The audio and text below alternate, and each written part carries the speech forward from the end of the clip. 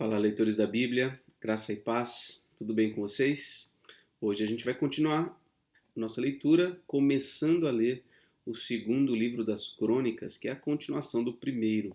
Vamos ler os capítulos 1 e 2 e depois a gente vai ler Eclesiastes 11. A gente vê aqui no livro das Crônicas, nesse segundo livro, como eu já disse, a continuação. Por quê? O finalzinho aqui do primeiro livro das Crônicas, né, vai tratar aqui da morte de Davi. Então, o início do segundo livro vai tratar do início do reinado de Salomão. Então, do capítulo 1 até o 9, a gente vai ver o período do reinado de Salomão. No capítulo 10, a gente vai ver a revolta das tribos do norte, que é quando acontece a cisão de Israel. O reino do norte ele passa a ser governado por reis diversos, e o reino do sul, que é o reino de Judá, continua a ser governado pela descendência de Davi. E a partir então do capítulo 11 até o 36, nós vamos ver então aquela sequência dos reis de Judá, diferente do livro dos reis que a gente já leu, que a gente via ora rei do norte, ora rei do sul, enfim, aquela miscelânea, vamos dizer, de reis, tanto do norte como do sul, em uma ordem cronológica. Aqui nesse segundo livro das Crônicas, nós vamos ver apenas os reis de Judá, porque a ênfase deste livro das Crônicas está no reino de Judá, especialmente no reino de Davi e dos seus descendentes, para que o povo pós-exílico pudesse então compreender como o reino de Deus se estabeleceu sobre o seu povo através do reinado de Davi. Então, lá no finalzinho, no capítulo 36, a gente vai ver a queda de Jerusalém, quando Jerusalém é levada cativa à Babilônia, e no finalzinho deste livro a gente vai ver o decreto de Ciro, que então permite o retorno para a terra deles, né? Então, essa é a jornada que a gente tem aqui. Ao todo serão 36 capítulos, 2 por dia, em torno então de 18 dias lendo o segundo livro das Crônicas. Ok? Vamos orar? Senhor nosso Deus e Pai, Tua palavra é viva, é eficaz, é necessária. Tua palavra é alimento nutritivo. Tua palavra é poderosa para transformar nossas vidas, ó Deus. Que a nossa mente, o nosso coração estejam sempre cativos à Tua palavra, Senhor. Não permita, Senhor, que caiamos nos erros e nos pecados revelados na Tua palavra que homens cometeram no passado. Mas permite, ó Deus, que tenhamos o coração focado na Tua soberania, na Tua graça, no Teu reino, no Teu ungido. Que o Senhor, ó Deus, nos permita viver na dimensão das Tuas promessas, na perspectiva do cumprimento do Teu plano neste mundo e na nossa vida em particular, para que não nos frustremos, Senhor, para que ao olharmos ao nosso redor não sucumbamos à tristeza, à ansiedade, ao medo, mas que tenhamos firmeza no Senhor para continuar dia a dia a nossa missão. Usa cada um de nós para a honra e glória do Teu nome, Pai. Forma na nossa vida o caráter de Cristo. Assim oramos, assim pedimos, em nome dele. Amém. Segundo livro das Crônicas. Salomão, filho de Davi, fortaleceu-se no seu reino e o Senhor seu Deus estava com ele e muito o engrandeceu. Salomão falou a todo Israel, aos capitães de 1000 e aos de 100, aos juízes e a todos os chefes em todo Israel, cabeças de famílias. E foi com toda a congregação ao lugar alto que estava em Gibeão, porque ali estava a tenda do encontro de Deus, que Moisés, servo do Senhor, tinha feito no deserto. Quanto à arca de Deus, Davi a tinha trazido de Quiriate-Jearim para o lugar que ele havia preparado, porque tinha armado uma tenda para a arca em Jerusalém. Mas o altar de bronze que havia sido feito por Bezalel, filho de Uri, filho de Ur, estava ali diante do tabernáculo do Senhor. E Salomão e a congregação consultaram ao Senhor. Salomão ofereceu ali sacrifícios diante do Senhor, sobre o altar de bronze que estava na tenda do encontro, e ofereceu sobre ele 1000 holocaustos. Então, esse lugar, Gibeão, foi o lugar onde a tenda, o tabernáculo, ficou localizado até desde a chegada de Israel na terra até agora, ali no período de Salomão. E ali então Salomão se apresenta junto com a congregação de Israel e ali oferece sacrifícios sobre o altar. Naquela mesma noite, Deus apareceu a Salomão e lhe disse: peça o que você quer que eu lhe dê. Salomão respondeu: foste muito bondoso com meu pai, com Davi, meu pai, e me fizeste reinar em seu lugar. E agora, ó Senhor Deus, cumpra-se a tua promessa feita a Davi, meu pai, porque tu me constituíste rei sobre um povo numeroso, como o pó da terra.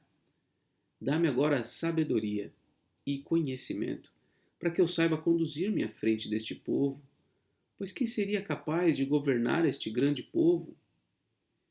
Deus disse a Salomão: visto que foi este o desejo do seu coração, e você não pediu riquezas, bens ou honras, nem a morte dos seus inimigos, nem tampouco pediu longevidade, mas pediu sabedoria e conhecimento para poder governar o meu povo, sobre o qual constituí rei, sabedoria e conhecimento lhe serão dados. E lhe darei também riquezas, bens e honras, como nenhum rei antes de você teve, nem nenhum rei depois de você terá. Salomão voltou para Jerusalém, da sua ida ao lugar alto que ficava em Gibeão, de diante da tenda do encontro, e reinou sobre Israel. Salomão ajuntou carros de guerra e cavaleiros. Tinha 1.400 carros de guerra e 12.000 cavaleiros, que colocou nas cidades onde mantinha os carros, deixando uma parte junto ao rei em Jerusalém. O rei fez com que em Jerusalém a prata e o ouro fossem tão comuns como as pedras, e os cedros fossem tão numerosos como os sicômoros que estão em Cefelá. Os cavalos de Salomão vinham do Egito e da Cilícia, e comerciantes do rei os importavam da Cilícia por certo preço. Importava-se do Egito um carro de guerra por 600 moedas de prata e um cavalo por 150. Nas mesmas condições, as caravanas os traziam e os exportavam para todos os reis dos heteus e para os reis da Síria. Bom, Salomão acumulou muito poder e muitas riquezas, incluindo cavalos. Porém, os cavalos, se a gente observar aqui no versículo de Deuteronômio 17, 16, nós vemos na lei de Deus que o rei, seu povo, não poderia multiplicar para si cavalos. Veja aí, porém esse rei não deve multiplicar para si cavalos, nem fazer o povo voltar ao Egito para multiplicar cavalos, pois o Senhor já lhe disse: nunca mais vocês devem voltar por este caminho. Então Salomão, embora tenha sido tão abençoado da parte de Deus, ele fez coisas que não deveria fazer. E acumular cavalos é uma delas. Por quê? Porque o cavalo era símbolo de força. Então, ele acumulando força ou cavalos, ele estaria muito propenso a confiar na sua própria força, confiar na força dos seus cavalos. E Deus falou: não, essa associação com o Egito não deve ter. E aí o versículo 16 está dizendo que os cavalos de Salomão vinham exatamente de onde não deviam vir, do Egito. Capítulo 2. Salomão resolveu edificar o templo ao nome do Senhor, bem como um palácio para o seu reino. Salomão designou 70.000 homens para levarem as cargas, 80.000 para talharem pedras nas montanhas e 3.600 para dirigirem a obra. Salomão mandou dizer a Irão, rei de Tiro: como você fez com Davi meu pai, e lhe mandou cedros para edificar o palácio em que morasse, assim também faça comigo. Eis que estou para edificar um templo ao nome do Senhor, meu Deus, para consagrá-lo a ele, e queimar diante dele incenso aromático, e lhe apresentar o pão contínuo da proposição, e os holocaustos da manhã e da tarde, nos sábados, nas festas da lua nova e nas festividades do Senhor nosso Deus. Esta é uma obrigação perpétua para Israel. O templo que edificarei será grande, porque o nosso Deus é maior do que todos os deuses. No entanto, quem seria capaz de lhe edificar um templo, visto que os céus e até o céu dos céus não o podem conter? E quem sou eu para lhe edificar um templo, a não ser para queimar incenso diante dele? Portanto, mande-me agora um homem que saiba talhar em ouro, em prata, em bronze, em ferro, em obras de púrpura, de carmesim e de pano azul, que saiba fazer obras de entalhe juntamente com os peritos que estão comigo em Judá e em Jerusalém, os quais Davi meu pai contratou. Mande-me também madeira de cedros, ciprestes e sândalo do Líbano, porque bem sei que os seus servos sabem cortar madeira do Líbano. Eis que os meus servos estarão com os seus servos, para me prepararem muita madeira, porque o templo que edificarei será grande e maravilhoso. Aos seus servos, cortadores da madeira, darei 2.000 toneladas de trigo batido, 2.000 toneladas de cevada, 4.000 litros de vinho e 400.000 litros de azeite. Irão, rei de Tiro, respondeu por carta, que enviou a Salomão, dizendo: O Senhor Deus ama o seu povo, e por isso ele o constituiu rei sobre esse povo. Irão também disse: Bendito seja o Senhor, Deus de Israel, que fez os céus e a terra, que deu ao rei Davi um filho sábio, dotado de prudência e entendimento, que edifique um templo ao Senhor e um palácio para o seu próprio reino. E agora vou enviar um homem sábio de grande entendimento, a saber, Irão, Abi, filho de uma mulher das filhas de Dan, e cujo pai era da cidade de Tiro. Ele sabe trabalhar em ouro, em prata, em bronze, em ferro, em pedras e em madeira, em obras de púrpura, de pano azul e de linho fino, e em obras de carmesim. É hábil para toda obra de entalhe e para elaborar qualquer plano que lhe for apresentado, juntamente com os seus peritos e os peritos de Davi, meu senhor, seu pai. Agora, que o Senhor meu Deus, que o meu Senhor mande para os seus servos o trigo, a cevada, o azeite e o vinho de que falou. E nós cortaremos tanta madeira do Líbano quanta você precisar, e a faremos chegar em jangadas pelo mar, a Jope, e dali você a levará para Jerusalém.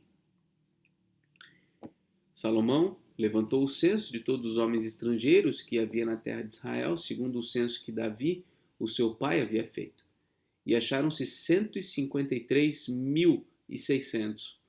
Destes, Salomão designou 70.000 para levarem as cargas, 80.000 para talharem pedras nas montanhas e 3.600 para dirigirem o trabalho do povo. Então, ele organizou o trabalho, especialmente o trabalho mais pesado, né, de levar cargas, de talhar pedra nas montanhas para os estrangeiros.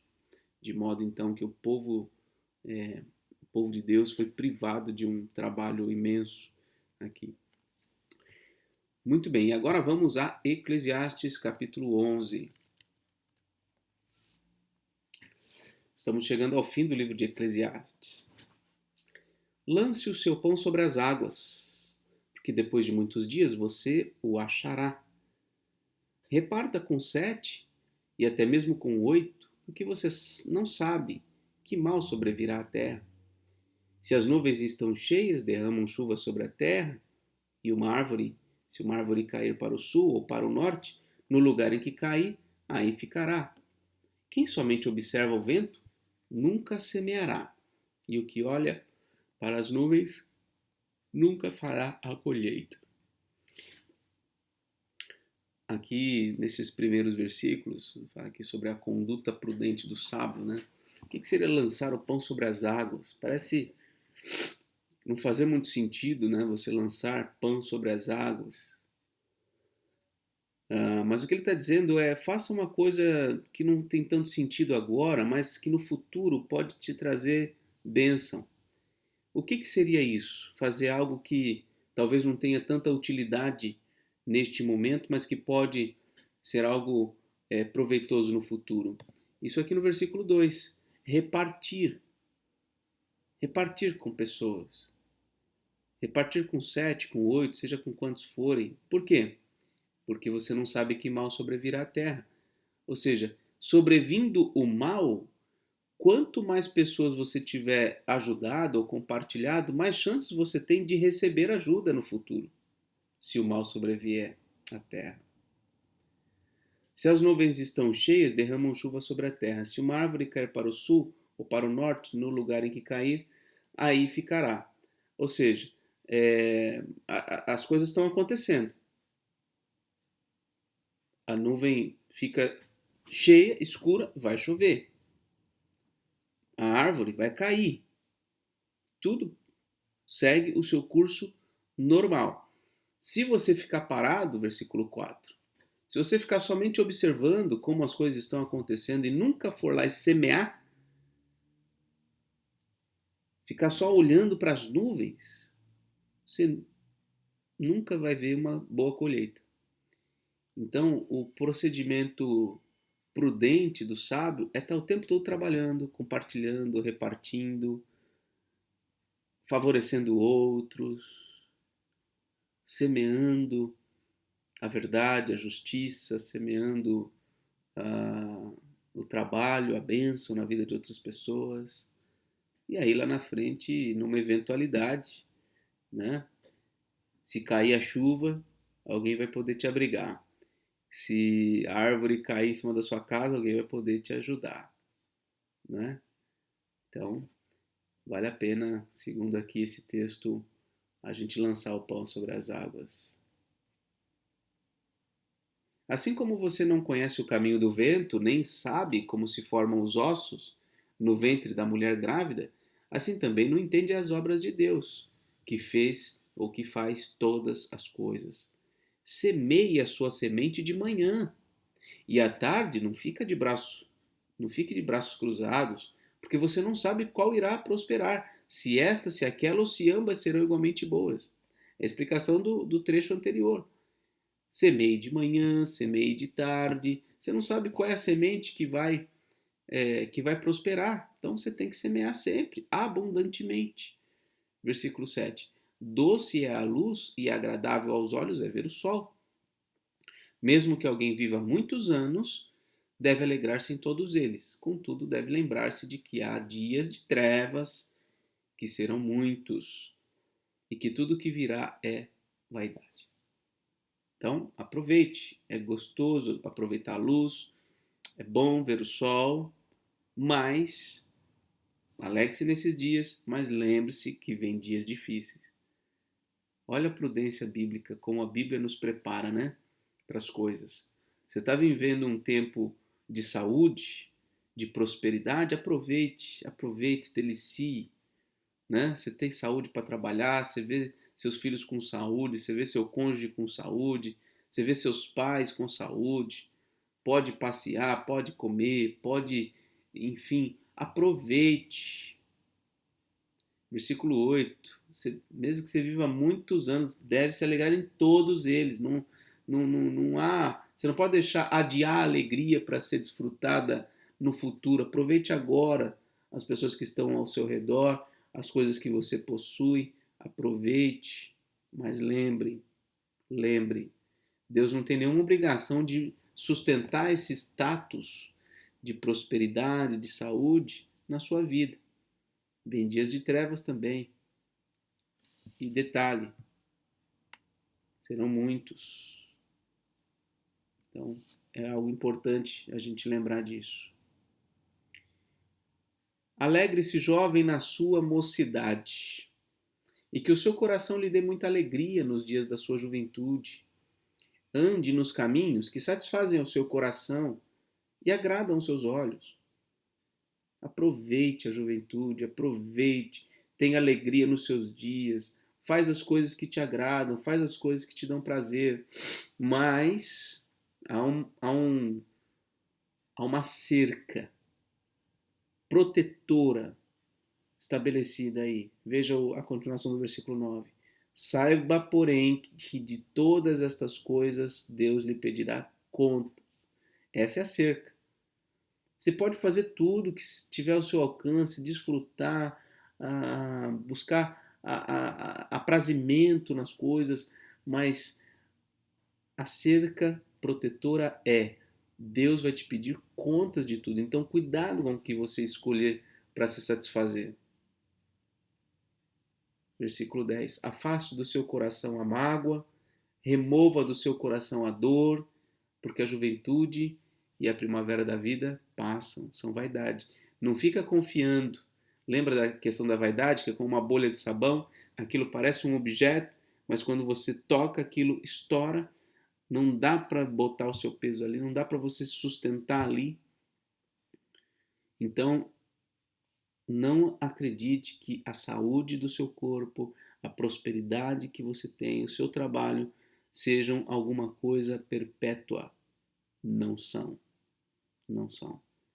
Tudo isso vai passar. Ok? E aí na próxima a gente vai ver o último capítulo de Eclesiastes. É assim então que terminamos a leitura de hoje. Que Deus te abençoe. Um forte abraço e até mais, se Deus quiser.